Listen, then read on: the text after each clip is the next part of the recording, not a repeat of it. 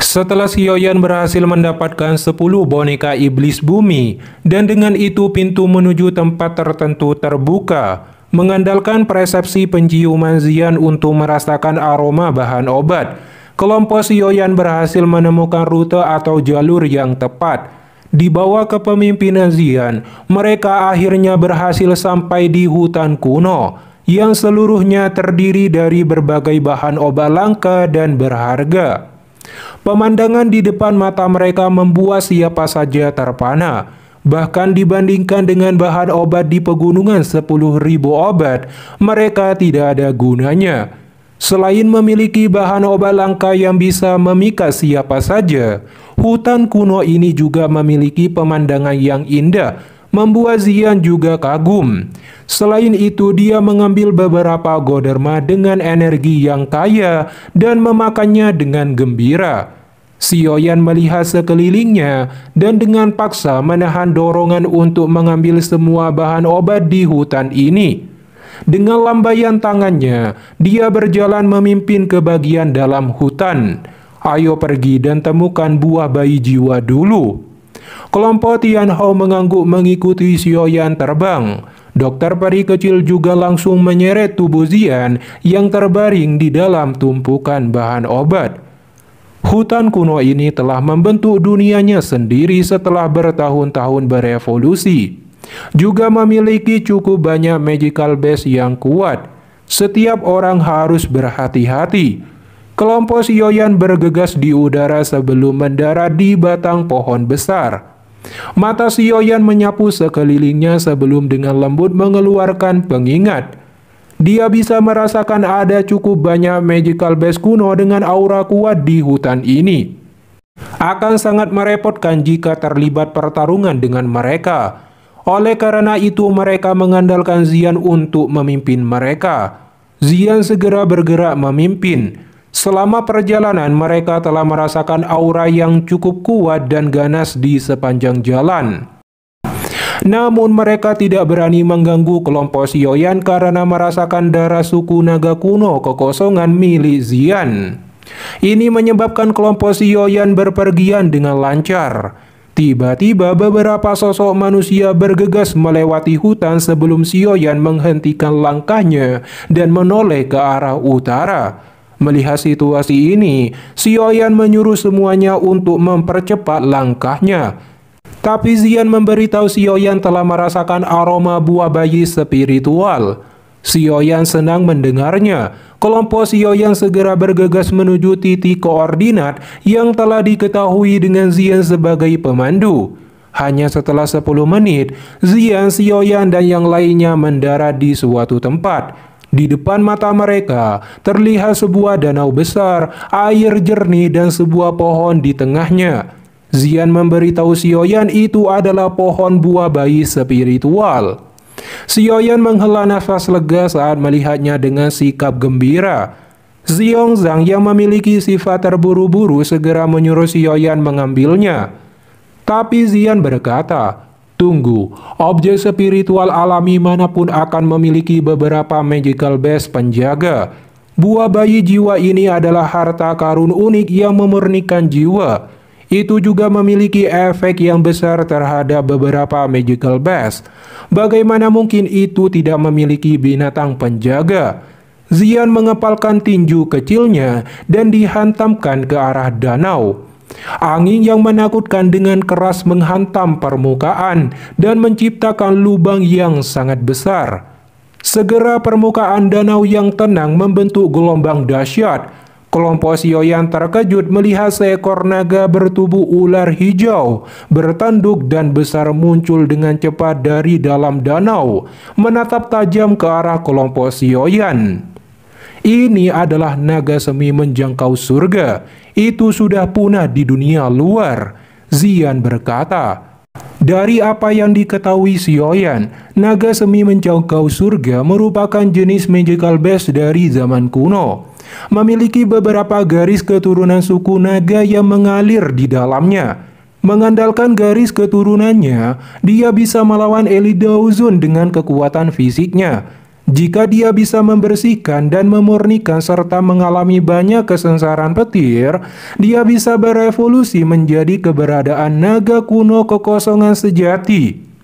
Xian kemudian melangkah ke tepi danau. Cahaya ungu menyebar dari tubuhnya dan berubah menjadi naga ungu besar yang meraung ke arah langit. Di bawah raungan rendah naga ungu, keganasan di mata naga semi menjangkau surga langsung ditarik. Tubuhnya yang sangat besar perlahan menyusut kembali ke air. Dia bergerak menuju Xian dengan cara seperti hewan peliharaan yang sangat jinak. Kelompok Xiaoyan menghela nafas lega saat melihat ini. Xian menepuk kepala naga semi menjangkau surga sebelum menunjuk ke pohon buah bayi jiwa di tengah danau. Naga semi menjangkau surga terkejut sesaat setelah melihat arah yang ditunjuk Xian. Matanya memiliki keengganan seperti manusia. Dia telah melindungi buah bayi jiwa selama bertahun-tahun. Secara alami dia tidak mau memberikannya kepada orang lain. Namun tekanan garis darah yang dipancarkan dari tubuh Xian menyebabkan tidak bisa melawan. Dalam kesedihan dan putus asa, naga semi menjangkau surga hanya bisa mengungkapkan ekspresi keengganan dan kesedihan. Xian yang melihatnya juga tidak tega dan meminta Xiaoyan memberikan kompensasi. Xiaoyan memberi hormat pada naga semi menjangkau surga dan benar-benar minta maaf. Dia juga menjelaskan buah bayi spiritual sangat berguna bagi jiwa seseorang dan tidak ingin merebut miliknya. Selain itu, buah bayi spiritual tidak berguna bagi magical beast bertipe kekuatan fisik. Jadi Xiaoyan memberikan dua jenis pil obat yang memiliki beberapa efek yang cukup besar terhadap pemurnian tubuh fisiknya.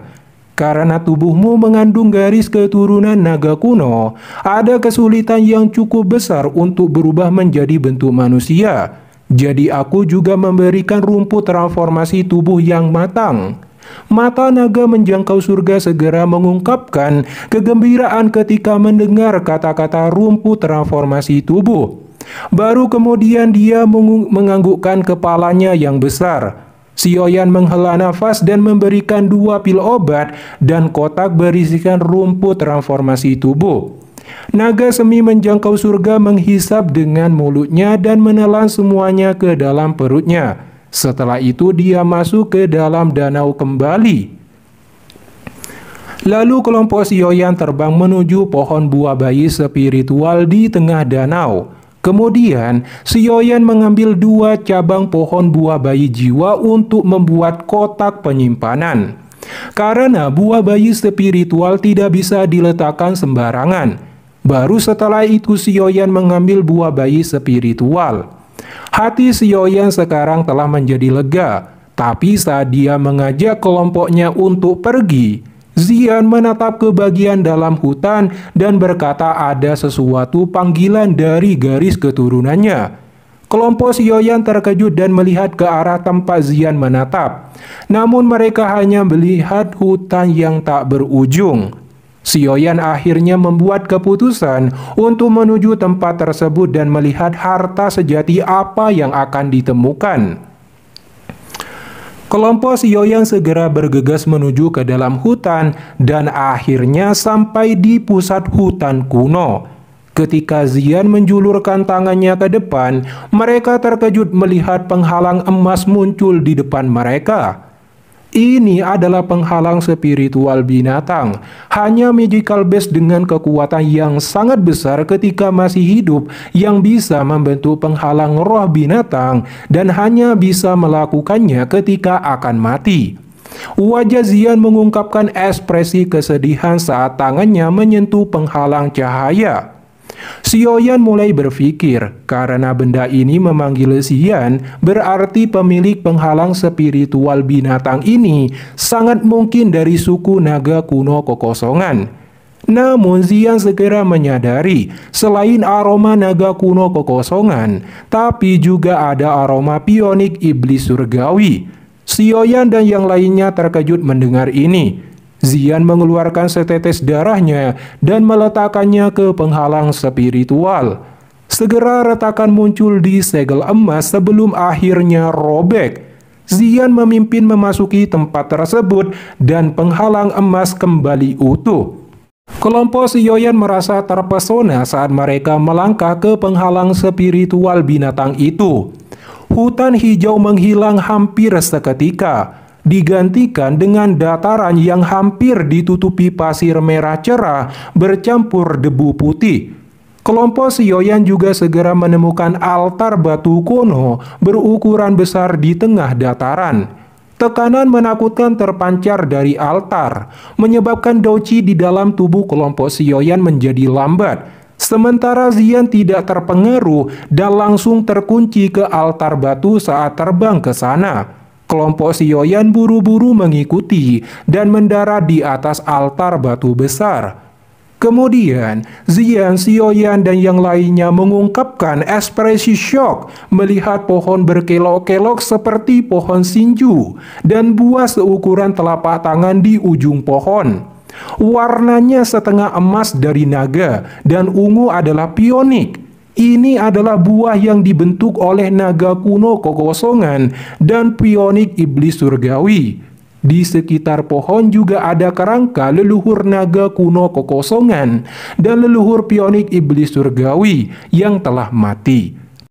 Dalam catatan naga kuno kekosongan, buah bayi asal naga pionik ini hanya muncul 5 kali dalam legenda, dan ini yang ke-6 kalinya. Sioyan bertanya pada Xian apa rencananya sekarang. Xian berkata harus mengambil buah asal naga pionik ini dan pergi. Jika pionik iblis surgawi yang mendapatkannya, mereka dapat berevolusi menjadi binatang pamungkas sejati yang memiliki garis keturunan naga dan burung pionik. Suku naga kuno kekosongan akan terancam. Ekspresi Sioyan juga menjadi serius saat mendengar ini dan menyuruh Xian segera mengambilnya. Namun saat Xian akan mengambil buah itu, penghalang spiritual tiba-tiba robek. Kelompok Fengqin Er muncul secara dominasi di atas cakrawala. Saat Fengqin Er melihat altar, dia langsung menjerit dipenuhi dengan syok tiba-tiba saat melihat buah asal naga pionik di depan matanya. Mata tetua suku pionik iblis surgawi juga menjadi liar saat melihat buah asal naga pionik. Mendengar teriakannya, ekspresi Xian berubah menjadi dingin dan gelap. Pertarungan sengit sepertinya tidak bisa dihindarkan. Sioyan berkata pada kelompoknya, "Bersiaplah untuk bertarung." Sioyan segera bawa orang-orangmu dan tinggalkan altar. Jika tidak, kalian semua akan dimakan di sini hari ini. Mata Fengqin Er dingin dan tajam saat dia berkata. Sioyan melihat kelompok Fengqin Er. Dia menemukan ada Li Zunzi, pemimpin suku Macan Tuntul, Serigala Bulan Perak, Huang Xuan, dan tetua suku pionik iblis surgawi. Melihat barisan 5 Daozun ini, Sioyan menghela nafas lega. Dia kemudian mengeluarkan boneka setan langit dan 10 boneka iblis bumi. Setelah itu Sioyan, dokter peri kecil, Tian Hao, dan Xiongzhang melangkah maju dengan pancaran aura kekuatan melonjak. Di pihak musuh juga melakukan hal yang sama. Tapi saat Huang Xuan memancarkan aura kekuatannya, kelompok Sioyan terkejut. Dia menyembunyikan kekuatannya yang berada di tingkat Daozun bintang 5. Meski demikian, kelompok Sioyan tidak takut sedikit pun. Kemudian Sioyan membentuk segel. 10 boneka iblis bumi segera membentuk formasi. Semua kekuatan ditransfer ke boneka setan langit hingga kekuatannya menyamai Daozun bintang 5. Lalu terjadilah pertarungan sengit dan mendebarkan 10 Daozun di atas cakrawala. Di antaranya boneka setan langit berhadapan dengan Huang Xuan. Xiongzhang melawan harimau tutul. Dokter peri kecil bertarung dengan Li Zunzi. Tian Hao berkelahi dengan serigala bulan perak. Sementara tetua suku pionik iblis surgawi melihat pertarungan sengit telah pecah, dia menyerahkan tugas besar untuk mendapatkan buah asal naga pionik pada Fengqin Er. Lalu dia melangkah maju melawan Sioyan. Tetua suku Pionik Iblis Surgawi juga segera mengeluarkan keterampilan pukulan tirani surga Pionik. Telapak tangan raksasa tercipta dan melesat ke arah Sioyan. Menghadapi serangan ini, Sioyan melepaskan keterampilan membalikan segel tanah. Saat dua kekuatan berbenturan, ledakan besar terjadi. Setelah itu tetua suku Pionik Iblis Surgawi mengeluarkan sepasang sayap pionik, sehingga kecepatannya meningkat berlipat ganda saat dia bergerak. Dia tiba-tiba muncul di depan Sioyan dalam sekejap mata. Tinjunya terkepal saat melesat ke arah Sioyan dengan cara membabi buta. Sioyan segera mengepalkan tinjunya yang diselimuti api surgawi dan beradu pukulan intens. Di atas langit, Sioyan dan tetua suku Pionik Iblis Surgawi telah memulai pertempuran fisik paling intens dan kejam. Ekspresi tetua suku Pionik Iblis Surgawi menjadi serius setelah pertarungan yang sangat biadab ini. Tubuhnya adalah Pionik Iblis Surgawi dan memiliki tubuh fisik yang sangat kuat. Namun dia tidak menyangka merasakan tubuh fisik Sioyan juga tidak kalah dengannya. Melihat pertarungan Sioyan di atas langit, Feng Qin-er mengungkapkan ekspresi kebencian. Dia menggigit jarinya dan meneteskan darah dan mulai menggambar simbol Pionik yang segera muncul di langit. Setelah itu dia berlutut sembari berkata, menggunakan darah sebagai kontrak dan sebagai segel, memanggil jiwa leluhur. Setelah kata-katanya terdengar, simbol Pionik melesat memasuki kerangka leluhur Pionik Iblis Surgawi. Tanah tiba-tiba bergetar saat semua orang terkejut melihat bahwa tulang Pionik Iblis Surgawi mulai bergerak perlahan saat ini. Pancaran aura yang besar dan mendominasi yang berasal dari zaman kuno juga mulai menyebar. Akibatnya Daoqi di dalam tubuh kelompok Sioyan menjadi sangat lambat. Akhirnya aura sisa dari leluhur Pionik Iblis Surgawi membungkus tubuh Feng Qin-er di langit. Lalu dia mengangkat tangannya. Cahaya keemasan dengan energi menakutkan melesat menuju kelompok Sioyan. Lantas apa yang akan terjadi? Bagaimana Sioyan akan menghadapi serangan mengerikan itu?